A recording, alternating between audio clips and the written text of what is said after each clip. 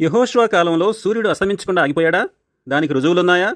దానికి జవాబు ఆగిపోయాడు. నాసా ప్రయోగాలు దాన్ని రుజువుపరుస్తున్నాయి. మేరీల్యాండ్లోని పరిశోధనా కేంద్రంలో కొందరు శాస్త్రవేత్తలు మరియు అంతరిక్ష వ్యోమగాములు కొన్ని కంప్యూటర్ పరిశోధనలు చేస్తున్నారు. సూర్యచంద్ర నక్షత్రాలు మరియు గ్రహాల కదలికలు, వాటి స్థాన చలనాలు కంప్యూటర్ ద్వారా అంచనాలు వేస్తూ రాబోయే కాలంలో వాటి స్థానాలను అంచనా వేయడానికి వారు ప్రయత్నిస్తున్నారు.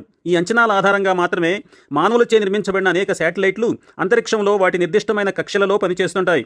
ఈ అంచనాలు సెకండ్లు, మిల్లీ సెకండ్లతో సహా ఖచ్చితంగా ఉండాలి. లేకపోతే శాటిలైట్లు అంతరిక్షంలో గ్రహాలను ఢీకొనే ప్రమాదం ఉంది.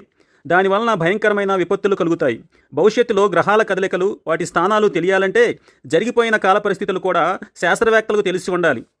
గడిచిన కొన్ని వేల సంవత్సరాలలో గ్రహాలు, నక్షత్రాలు ఏ దినాన ఏ స్థానంలో ఉన్నాయో ఖచ్చితంగా లెక్కగట్టగలిగే సూపర్ కంప్యూటర్లు నాసా కేంద్రంలో ఉన్నాయి.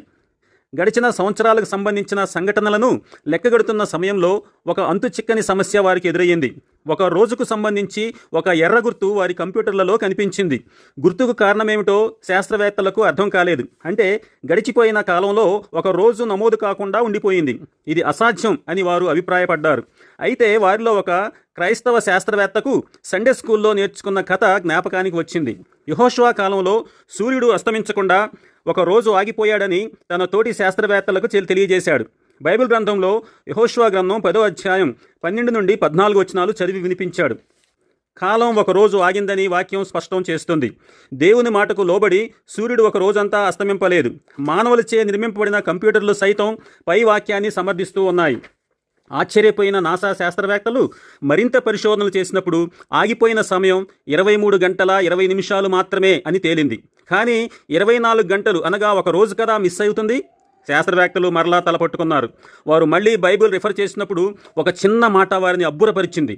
13వ వచనంలో ఇంచుమించు ఒక నాడెల్లా అంటే ఖచ్చితంగా 24 గంటలు కాదు, కానీ ఇంచుమించు అనగా 23 గంటల 20 నిమిషాలు మాత్రమే సూర్యుడు ఆగిపోయాడు. మరి మిగిలిన 40 నిమిషాలు ఏమైనట్టు? ఈ 40 నిమిషాలు తేడా సరిచేయకపోతే అంతరిక్షంలో ప్రమాదాలు తప్పవు. శాస్త్రవేత్తలు మరలా బైబిల్ వెదికారు. మతిపోయే మరొక సత్యం 2వ రాజుల గ్రంథంలో కనుగొన్నారు. 2వ రాజులు 20వ అధ్యాయము 1వ వచనము మరియు 11వ వచనం.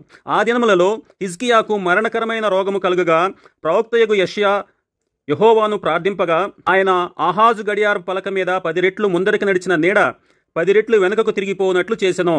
గడియార పలక మీద 10 మెట్లు డిగ్రీలు లెక్కగడితే ఖచ్చితంగా 40 నిమిషాల సమయం. యెహోషువ కాలంలో 23 గంటల 20 నిమిషాలు, హిజ్కియా కాలంలో 40 నిమిషాలు, వెరసి 24 గంటలు.